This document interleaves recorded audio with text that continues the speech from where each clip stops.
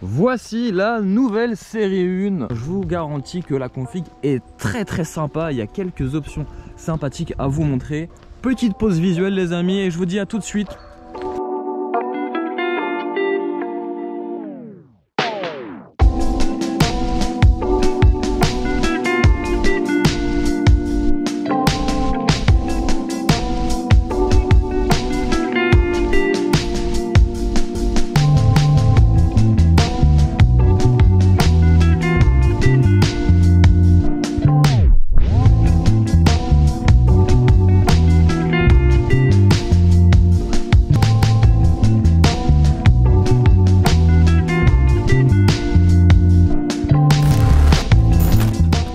Dans cette vidéo, je vais faire le tour ensemble du propriétaire. On va faire aussi un petit point conso, voir un petit peu les consos réels de ce moteur, 3 cylindres quand même. Et puis on va faire un petit tour ensemble, on va faire un petit peu la discute autour de cette voiture. Je l'ai pendant plusieurs jours, donc l'idée c'est de voir ensemble si ce modèle est capable de concurrencer ses rivales de toujours, c'est-à-dire Audi A3 et Mercedes Classe A. On va voir un petit peu au niveau sonorité. Je sais, vous allez me dire, Flo, tu es sur un 3 cylindres, qu'est-ce que tu peux espérer? Alors,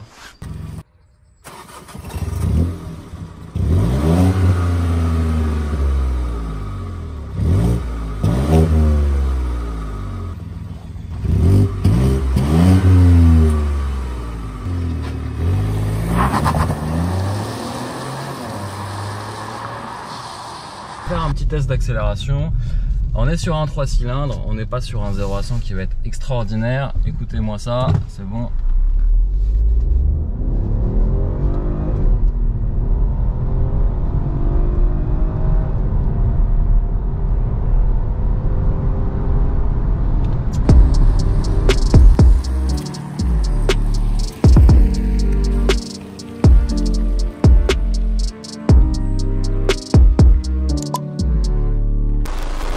Alors tout d'abord, avant même de commencer cette vidéo, je voulais remercier la société Come & Go, société de location de voitures premium sur Paris, qui nous a gentiment prêté cette jolie série 1. Je vous dirai à la fin de la vidéo les détails des différentes voitures qu'ils proposent à la location avec les tarifs si ça vous intéresse pour les plus curieux. Voilà, je ferme la parenthèse. Merci encore une fois à Come & Go. On continue le tour du propriétaire avec cette jolie série 1. Alors je trouve que l'arrière est vraiment ramassé avec ce kit carrosserie un petit peu sport. On est sur une finition M Sport, donc il faudra rajouter à peu près 7000 € pour avoir ce kit avec ce petit diffuseur assez badass, je trouve. Et puis ce gros pot d'échappement, c'est pas un fake, c'est vraiment une sortie d'échappement. Une fois j'ai vu la M135i, et là il y a 2 gros pots qui ressortent. Ça c'est plutôt cool. Et malheureusement on voit une partie de l'échappement. Ah bah si, on le voit là. Mais sur la 135i on le voit encore plus, donc c'est un petit peu dommage. Mais je trouve que déjà l'arrière est déjà badass dans cette finition M Sport. Alors on est sur un béquet sport ici. Petite lunette arrière. On est sur le Shadowline, le fameux Shadowline, où on enlève tous les chromes pour donner encore plus de sportivité. Donc là, dans cette livrée un peu Schwarz, noir, full black, avec les jantes aussi biton, ça lui va vraiment à ravir cette configuration. Je sais pas ce que vous en pensez. Et c'est même rare de voir ce genre de configuration sur des voitures location. On est sur des jantes de 19 pouces spécifiques. D'origine, sur la finition M Sport, c'est des jantes de 18 pouces. Là, on va dire que le loueur a préféré donner une autre config pour éviter d'en voir un peu trop. Donc je trouve que ces jantes, je sais pas ce que vous en pensez, mais elles sont plutôt bien. Le petit logo M, alors c'est juste pour la finition, mais c'est vrai que dans cette livrée là, on a l'impression que c'est clairement un modèle sportif. Alors il n'y a rien de sportif, je vous le dis, au niveau mécanique. On n'est pas sur une M135i, on est clairement sur une 118i. Donc c'est, je crois, le plus petit moteur de la gamme.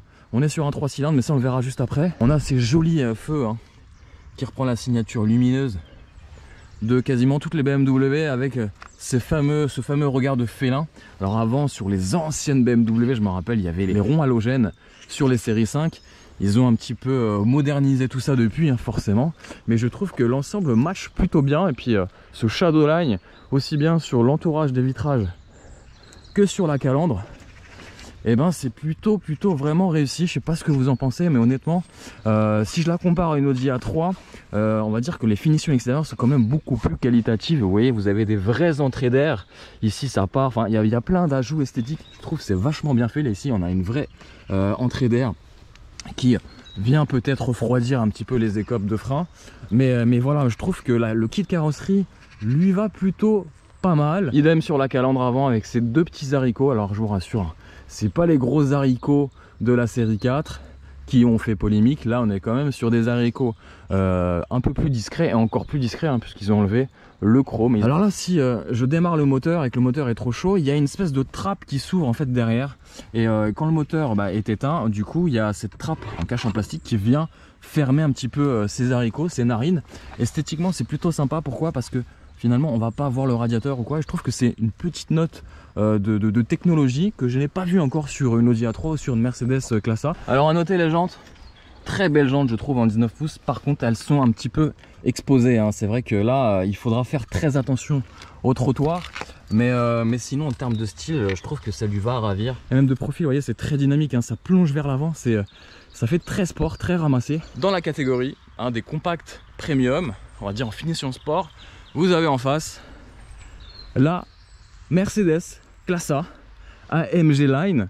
Vous avez aussi la Audi A3 35 TFSI 4 cylindres 150 chevaux, donc un peu plus puissante. Alors je vais ouvrir le capot et on va voir un petit peu au niveau moteur qu'est-ce qui se cache sous le capot. Alors hop, ça y est, j'ouvre le capot moteur, 2 vérins. Alors la petite surprise, dans le bon sens ou dans le mauvais sens, le downsizing est passé par là. Et je dois vous dire que voir un 3 cylindres sur une BMW, sur une série 1, c'est un petit peu choquant, j'ai envie de dire. Alors je sais que dans la famille on a un X1 et pareil, même motorisation, c'est aussi un 3 cylindres. Alors c'est un petit moteur, certes, 3 cylindres, donc un Twin Power Turbo, vous le voyez, donc il n'y a rien d'extraordinaire, on n'est pas sur un 4 cylindres ou voire un 6 en ligne, c'est terminé chez BMW. Et donc du coup vous avez à peu près 140 chevaux, ce qui est plutôt pas mal. Le conseil, c'est le minimum syndical pour pouvoir pousser un petit peu les 1500 kg de la bête. On a aussi 220 Nm de couple, ça c'est plutôt sympa aussi pour s'extirper à bas régime. Donc c'est vrai qu'il est plutôt coupleux ce moteur sur vraiment les phases basses de régime moteur. Donc ça c'est plutôt intéressant pour pas besoin de monter dans les tours. Si vous voulez, ça c'est l'avantage d'avoir un petit 3 cylindres couplé à un turbo. Alors en termes de performance les amis, attention, c'est pas un foudre de guerre malgré les apparences. On est sur un 0 à 100 effectué en 8,5 petites secondes. En rejet de CO2, on est à 100 grammes de CO2, donc il faudra faire attention. On risque de payer un petit malus sur ce modèle si vous êtes intéressé par un achat neuf.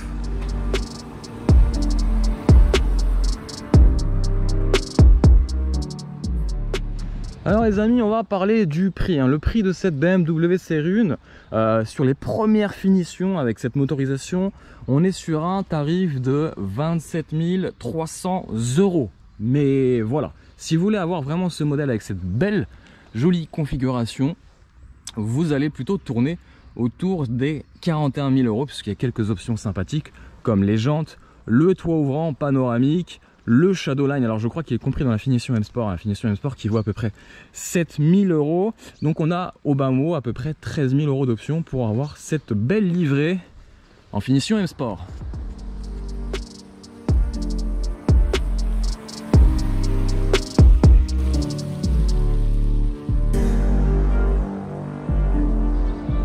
Alors en termes de performance les amis, on est pratiquement sur un 8,5 secondes pour atteindre les 100 km/h. C'est un peu mieux que la classe A qui fait à peu près 9,2 secondes. Et l'Audi A3 fait cet exercice en 8,4 secondes. Donc elle est vraiment dans la bonne moyenne. Donc c'est des performances qui sont liées à son moteur. Donc sachez que les concurrentes font quasiment la même chose, voire pire chez Mercedes. Alors, il faut savoir que le kit d'éclairage d'ambiance, j'ai fait une vidéo de nuit dédiée à ça. Kit d'éclairage d'ambiance est intégré à cette finition M Sport. L'autre surprise sur cette BMW série 1, c'est malheureusement la transmission qui n'est plus propulsion comme les anciennes générations type F20 ou F21. Terminée. Ils ont mis maintenant une traction, c'est la nouvelle plateforme qui permet justement de développer, on va dire, le série 2 Tourer, l'Active Tourer, la série 2, le X1, bon bref, c'est la même plateforme.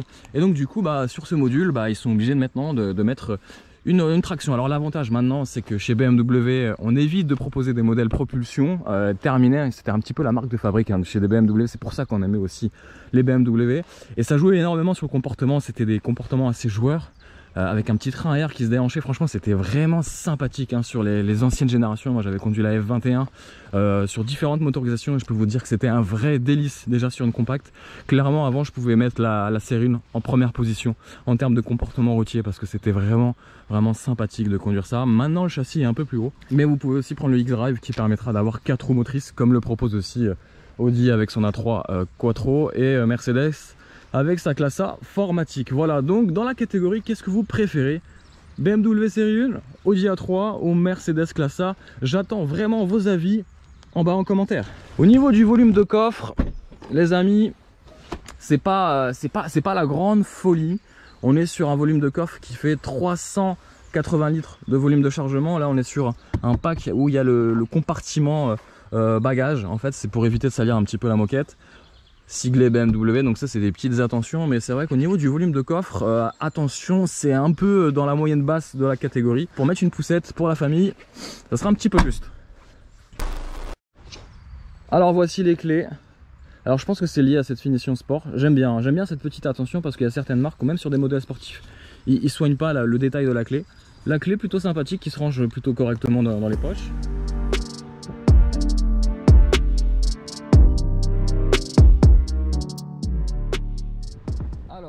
Bienvenue à l'intérieur, on va commencer déjà par les seuils de porte siglés du fameux badge M. Alors c'est pas une version M135i, c'est juste une finition M Sport, mais je trouve que déjà ça lui donne un petit peu plus de cachet, un petit cachet sportif avec ce pack avec le toit ouvrant qui est compris dedans.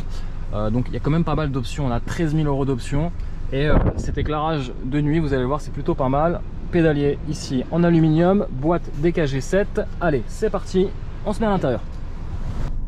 Alors les amis, bienvenue à bord de cette nouvelle série 1 F40. Je trouve que honnêtement ça présente déjà très bien. On est vraiment sur une qualité de fabrication qui est digne d'un premium. On a un petit peu du plastique moussé ici, enfin plutôt de la mousse, et on a un vrai travail sur les matières, je trouve, avec cette petite surpiqûre. Alors je pense que c'est spécifique hein, justement à cette finition M Sport.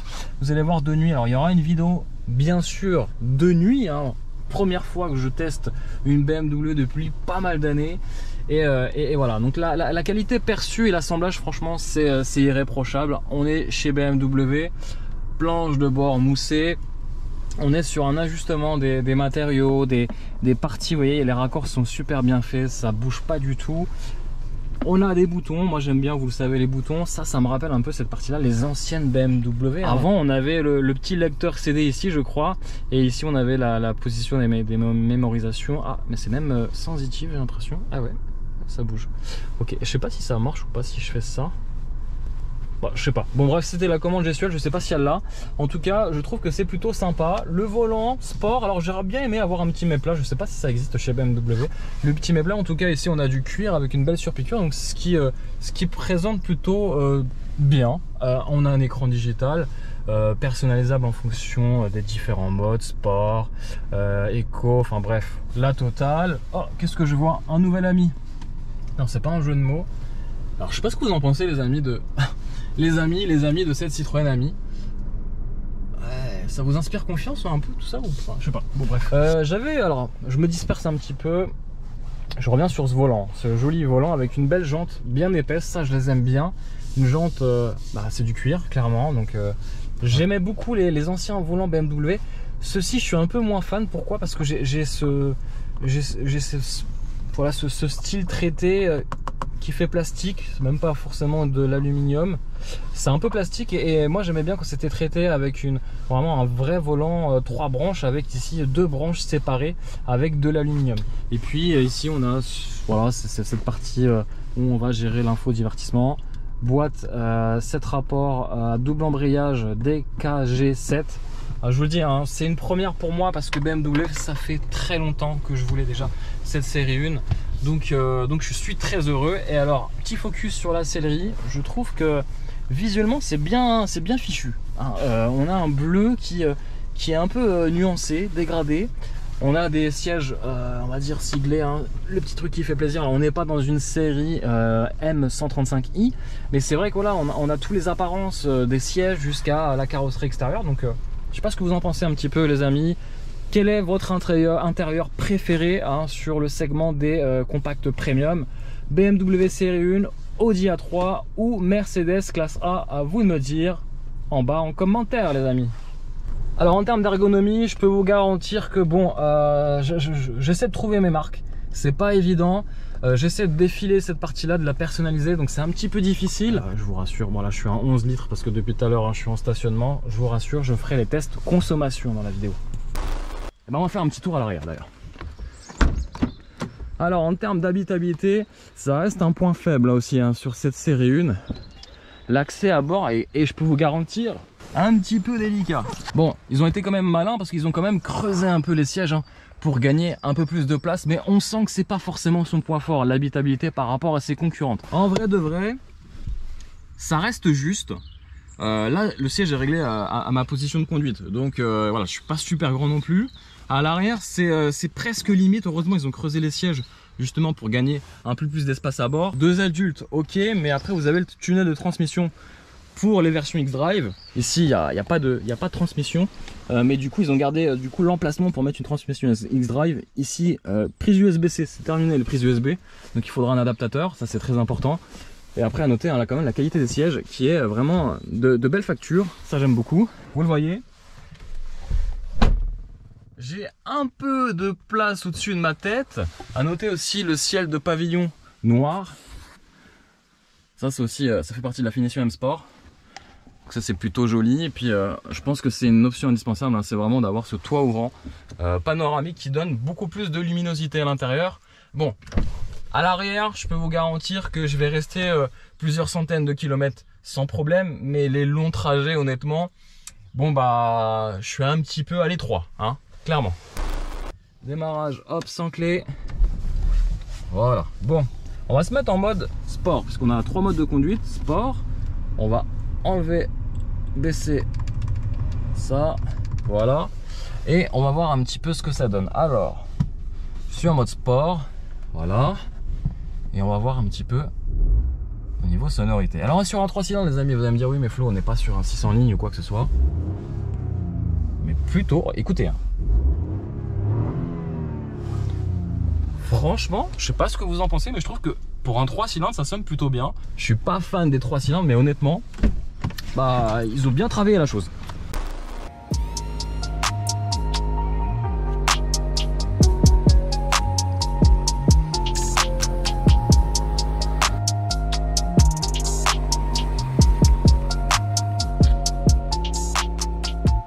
Bon les amis aussi, petite information, quand vous prenez une voiture, moi j'aime bien c'est d'enlever le monogramme avec la motorisation. Là on aurait vu un 118, bon ça n'a aucun intérêt, moi j'aime bien quand c'est discret, on voit pas la motorisation.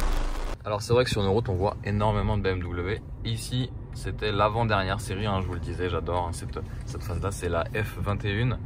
Donc ça c'est pas la finition sport, ça doit être une finition style business ou luxe. J'aime beaucoup, alors je vais juste éteindre le clignotant parce qu'il est un petit peu embêtant quand je parle. Et j'adore cette ligne. Très très belle ligne. Ces feux arrière allongés là, j'adore. Je préfère celle-ci que la génération d'avant. Je trouve qu'ils ont vraiment corrigé le petit défaut du design avec ces petits feux qui ressemblaient plus à une Polo. Voilà, dites-moi un petit peu ce que vous en pensez, mais sympa. Bon, regardez cette jolie caméra de recul, honnêtement elle est vraiment de haute définition. J'en profite pour vous parler un petit peu de cet écran qui est vraiment assez bien incrusté je trouve sur le tableau de bord. Je trouve qu'ils ont pas juste posé comme ça à un écran, ils ont eu cette cohérence de l'intégrer à cette planche de bord justement avec ce côté, ce design un peu arrondi.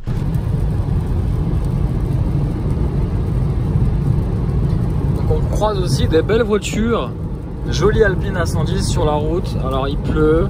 C'est quand même plutôt bien insonorisé quand même, on est à 130 km/h, à part les gouttes de pluie que vous entendez honnêtement, on est quand même bien installé, régulateur de vitesse adaptatif, bref, toutes les options, écran digital, bref, honnêtement, je peux enchaîner les kilomètres.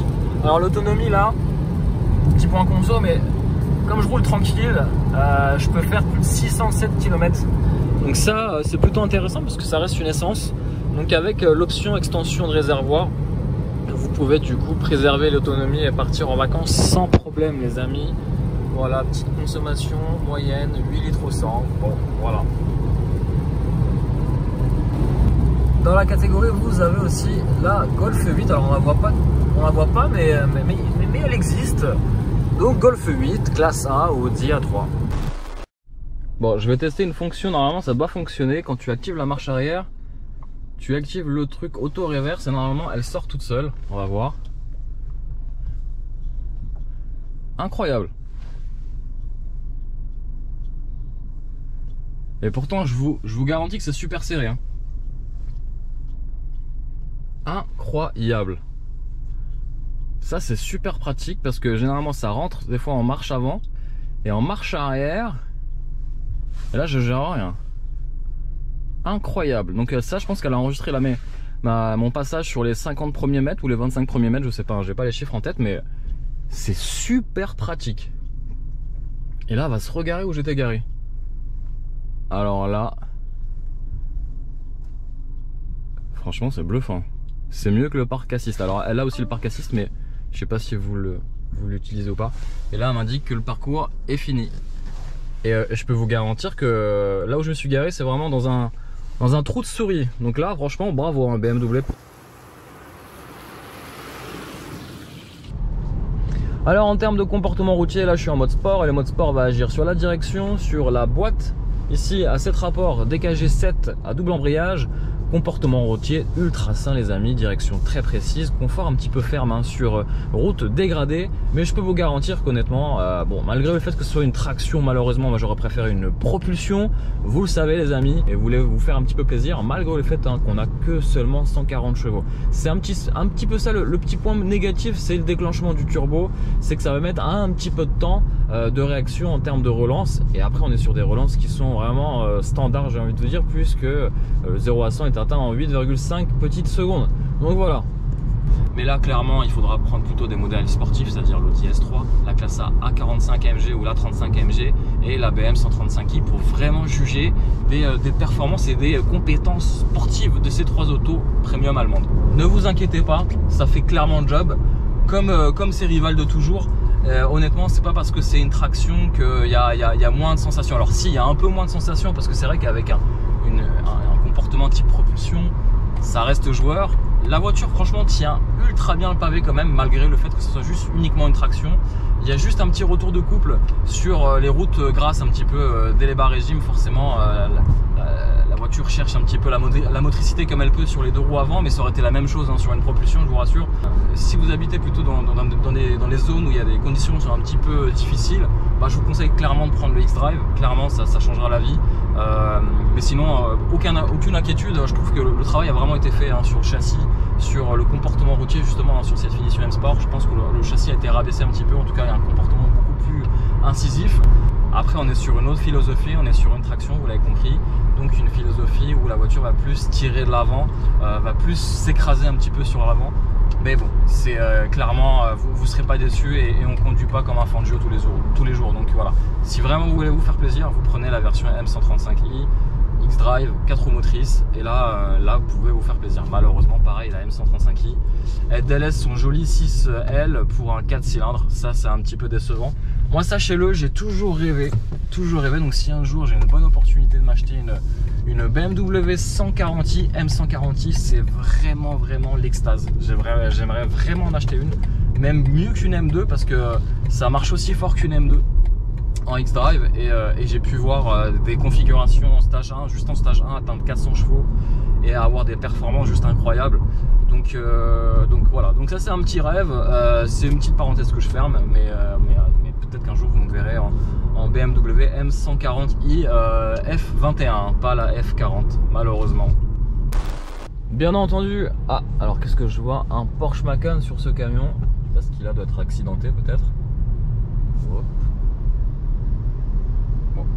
Donc je vous disais, alors le meilleur moyen de tester vraiment le côté sportif de l'auto, c'est vraiment le mode sport. Alors ça va réagir directement sur la boîte, hein. On sent que déjà c'est beaucoup plus nerveux, beaucoup plus réactif, une direction un peu plus consistante, on va dire un peu plus dure. Donc je vous disais, oui les scooters, regardez-moi ça, regarde. Voilà, ça c'est les types. Ça c'est, voilà, ah bravo, hein. Elle est pas belle la vie sur le périph'. Je croyais que c'était interdit les remontées de film, mais apparemment non, ou c'est en expérimentation. Bon bref, je reprends. Comportement routier, alors pas sur le périph' bien sûr, mais sur route dégagée, en route de campagne, honnêtement, je me suis fait plaisir, clairement. Ça beau être une traction, honnêtement, on peut se faire plaisir avec sans problème. C'est vrai que j'aurais bien aimé avoir ce côté propulsion où le châssis chasse de l'arrière, mais bon, c'est fini. Et puis de toute façon, hein, sans regret, puisque Audi A3 ou Mercedes Classe A, elles sont aussi en traction.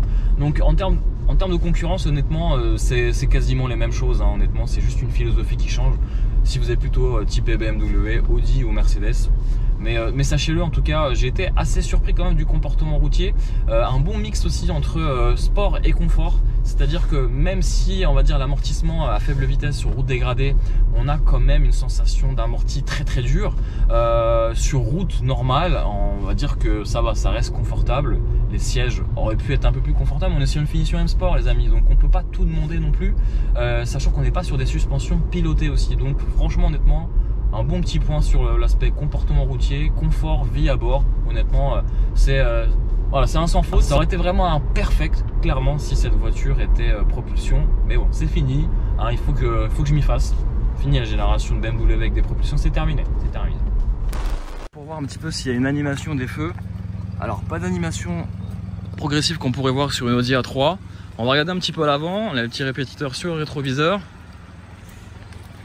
Et pareil, on n'a pas de clignotant progressif. Bon, je crois qu'il n'y a que Audi qui sait faire ça dans la catégorie.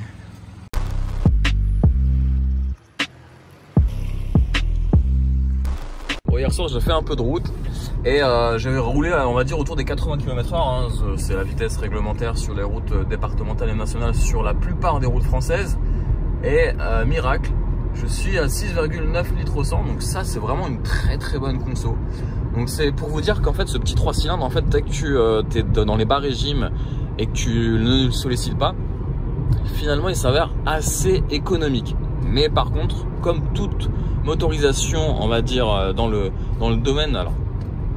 Mais en revanche, comme tous ces petits moteurs, dès que tu commences à taper dedans, il y a le turbo qui se déclenche et dès que le turbo se déclenche, les consommations augmentent. Quelque chose que j'aime pas forcément, mais ça c'est aussi le cas dans d'autres voitures, c'est le start and stop. Et alors là, j'ai le moteur arrêté et regardez, quand ça reprend, ça fait une petite vibration dans le volant, ce qui est un peu désagréable à chaque feu rouge. Donc je vous conseille les amis clairement de désactiver le start and stop dès que possible, surtout moteur à froid. C'est un petit peu chiant, voilà. Je préfère vous le dire les amis.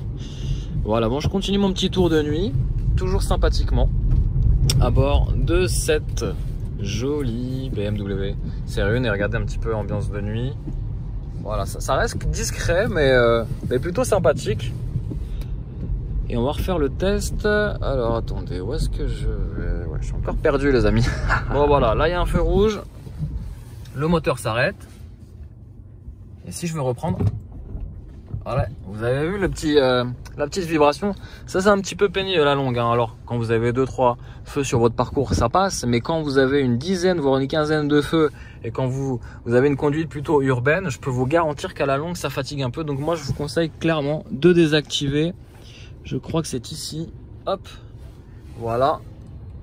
Et là c'est désactivé, donc le moteur tourne toujours. Alors bien entendu après au niveau consommation vous allez un petit peu plus augmenter les consommations, mais ça joue à 0,2 0,3 litres au 100, pas plus. Je viens de faire le plein et autonomie totale 646 km. C'est mon dernier mot les amis, mon dernier mot. Alors comme promis en fin de cette vidéo, je voulais vous parler un petit peu de Come & Go. C'est la société de location qui m'a fait connaître cette nouvelle BMW série 1 qui est d'ailleurs disponible à la location. Alors n'hésitez pas surtout à contacter un petit peu les disponibilités puisqu'ils ont à la fois une série 1, une Mercedes CLA AMG Line et aussi la toute dernière Golf 8 en finition Airline, donc qui est très belle dans une magnifique configuration. Donc n'hésitez pas à faire un tour sur le compte Instagram et à les contacter si vous êtes un peu plus curieux, si vous avez besoin de plus d'informations. Donc sur le tarif basse saison, on est sur une Mercedes CLA AMG Line. Pour une journée, ça vaut à peu près 120 € et à la semaine, 700 €. Pour la BMW série 1 finition sport, on est un petit peu moins cher. Sur une journée, on est à 110 € et une semaine complète à 650. Et enfin, on a la Golf 8, une journée 100 € et une semaine à peu près 600 €. Donc voilà, ça c'est les tarifs basse saison. Il y a aussi les tarifs haute saison. Donc n'hésitez surtout pas à les contacter si vous voulez plus d'informations sur les tarifs et aussi les modèles, puisqu'il y a de nouveaux modèles qui vont rentrer un petit peu dans la flotte, il y aura notamment le nouvel Audi RS Q3 et bien d'autres. Voilà. Voilà, l'essai de cette BMW série 1 vient de se terminer. J'espère que tu as apprécié. Si c'est le cas, n'hésite pas à lâcher un millier de pouces bleus pour le soutien, bien sûr. Et surtout, n'hésite pas à débattre en commentaire, à donner ton avis sur cette BMW série 1 ou à savoir si tu préfères la BMW ou la Mercedes Classe A ou l'Audi A3. N'hésite pas, on va débattre ensemble en commentaire. Sur ce les amis, si vous n'êtes pas encore abonné, n'hésite pas à t'abonner bien sûr à la chaîne Vlogcars Passion. Et moi je vous dis à très vite pour de nombreux essais en vidéo de jour comme de nuit. Ciao ciao.